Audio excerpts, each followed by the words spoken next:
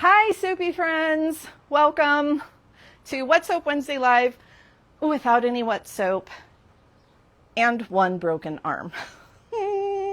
So it will be probably 6 weeks before we can make soap together again, but not to worry, I have all sorts of fun stuff in store for us, including today's soap studio tour. So we're actually outside in my driveway right now. My studio is on my residential property, and I wanted to show you where I put it, why I put it where I put it, and also talk to you about this amazing book called Maker to Manufacturer from my friend Kate.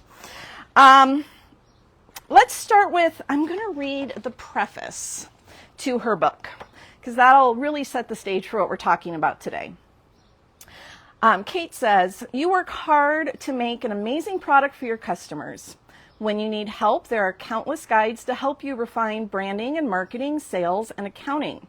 Your own industry even has guides and groups to help you refine your product designs and recipes. But until now, there has not been a guide to help you in running your studio space using the best practices of lean manufacturing. After working at factories around the U.S. and internationally, I have adopted common practices of lean manufacturing to create this guide designed specifically for small studios. Large companies have dedicated teams and use expensive consulting resources to improve their operations. Now you can use these same practices to make your studio run like the world's most efficient factories. Doesn't that sound awesome? And it worked. I learned so much from this book. And then there's a quick overview of the book here that I'll read. It says section 1 is about finding and getting your studio set up, optimizing your home studio, or establishing one outside of your home. Section 2 is about organizing your space, keeping it clean and orderly so you can make great products.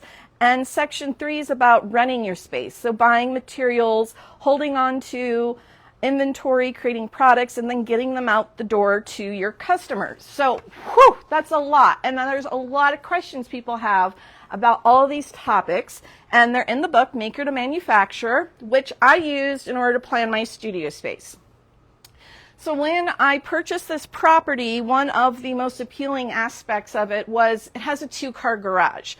I'm only a 1-car family, so my immediate thought was that garage is turning into the soap studio, which is what I did.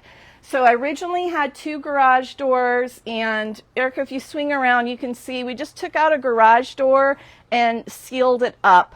So it's just a solid wall now. I did contemplate putting a door in there, but they just really didn't need it.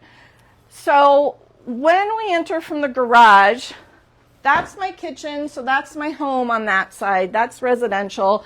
Everything on this side of the property is business. I also had to take into account regulations in my city, state, county for how much of my home could be used as business, dedicated business space. So that also came into play when designing the space. Out here, just the general garage area, we've got, this is pretty much everything I use for when I do events, my pop-up tent, display cases. And then over here, this kind of mess is my backup shipping stuff. So storage boxes, things like that. And you'll see a couple of personal things in here, like my grandniece's stroller and my super fun bike, which I do local deliveries on the bike, so technically part of the business as well. But back in here is where I actually make the soap. I had these barn doors installed and this wall built, understanding that I would want to potentially bring pallets in here. So you can fit a pallet and forklift through this door to drop orders, anything on a pallet in here. I don't do that, but I wanted to be able to do that. When I first planned this space, I was not doing Soapy Friends. I was just doing my retail. So things have changed a little bit as I'm focusing more on you and turning this space into a little bit more of production video type quality space.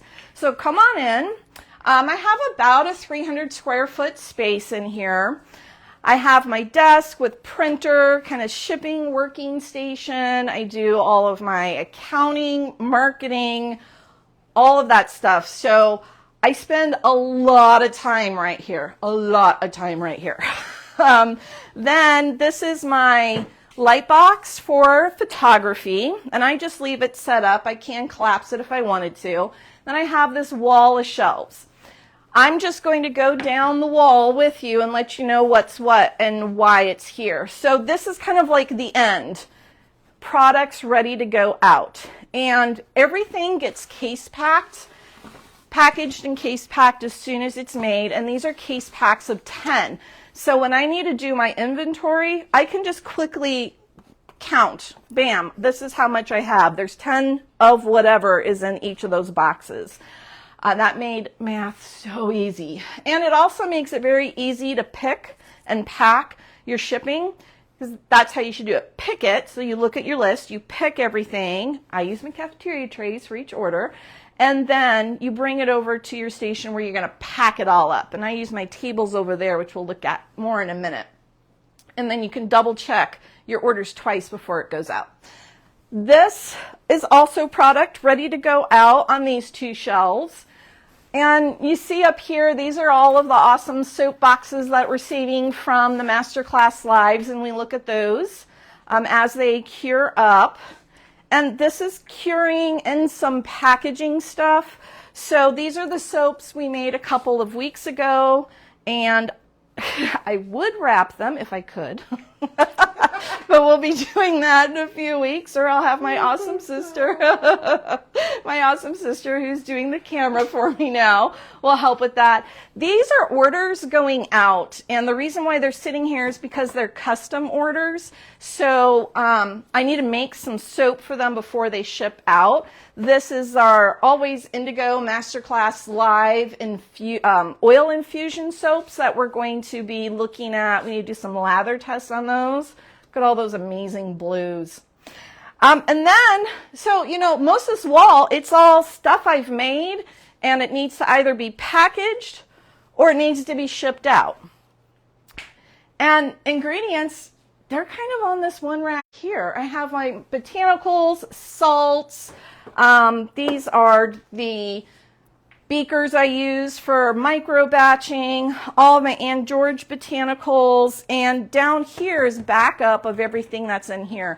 One thing that Kate really talks about in her book is what's called a Kanban system, and I think I'm saying that right, where you need to, yes, have something readily accessible, but this isn't all the rosemary I have.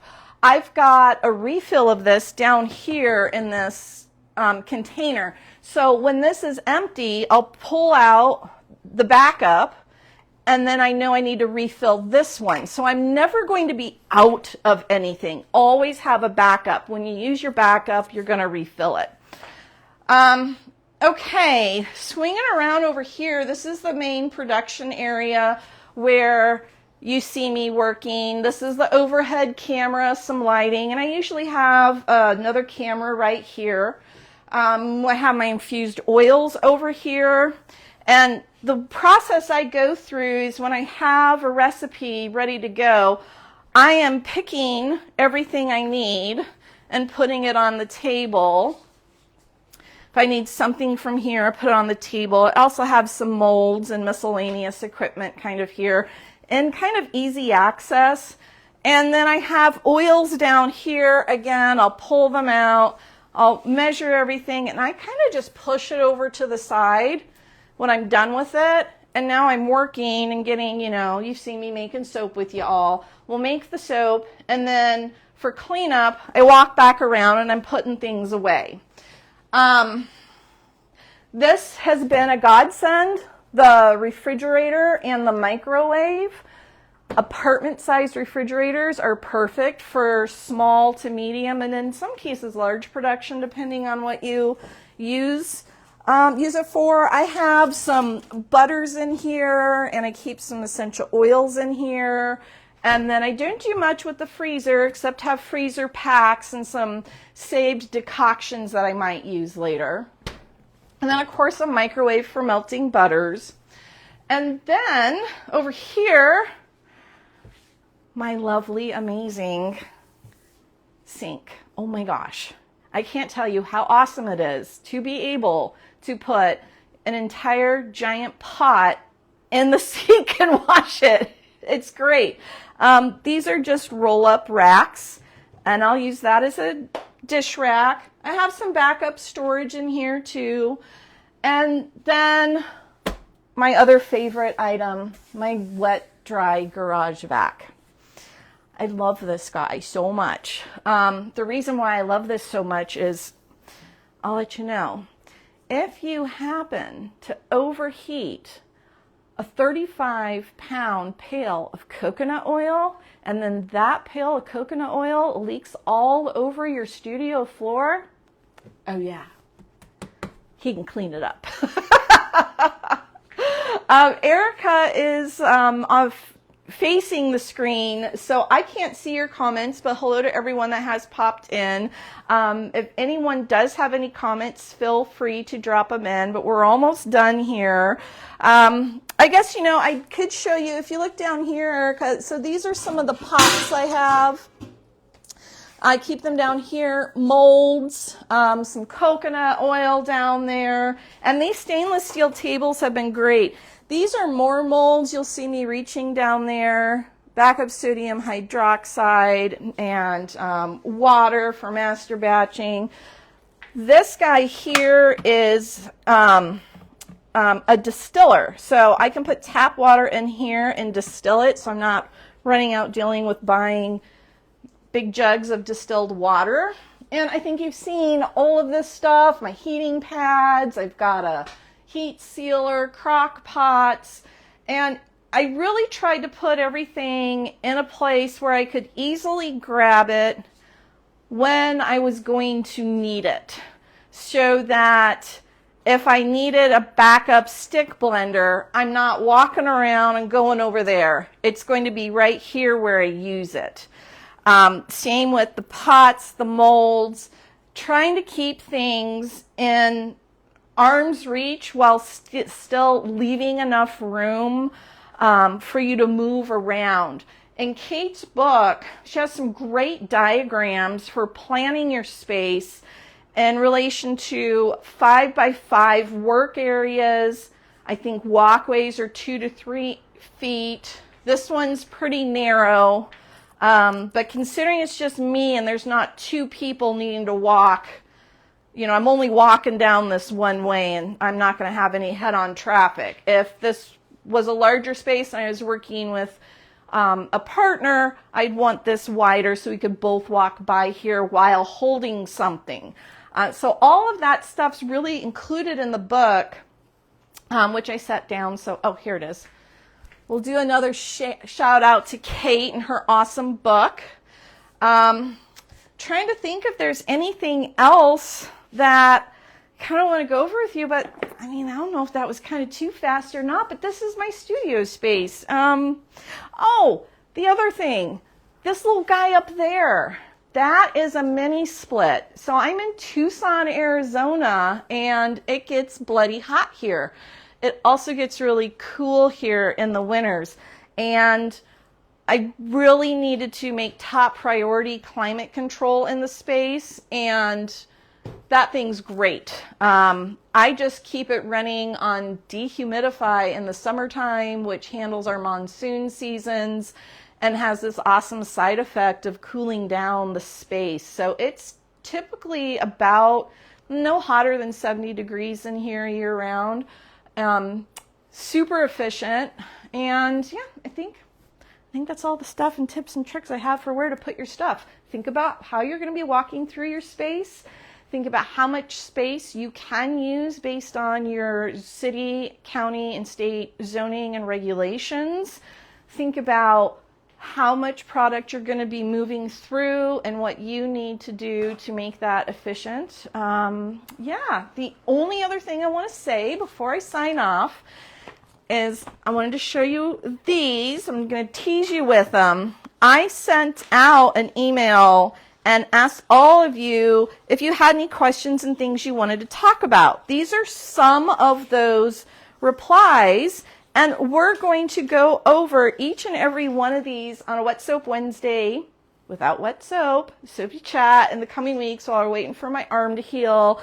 And I do promise we will be making some soap as soon as I can convince my sister that she's going to be the perfect arm to push the button on the stick blender for me. So if you have soapy questions that you'd like to have a conversation about, go ahead, let me know. There is a Soapy Chat request form up on the website. You can send me an email, a private message, or even just drop your comment down below on this live. And until then, my soapy friends, happy soaping, and thanks for hanging out in my soap space with me.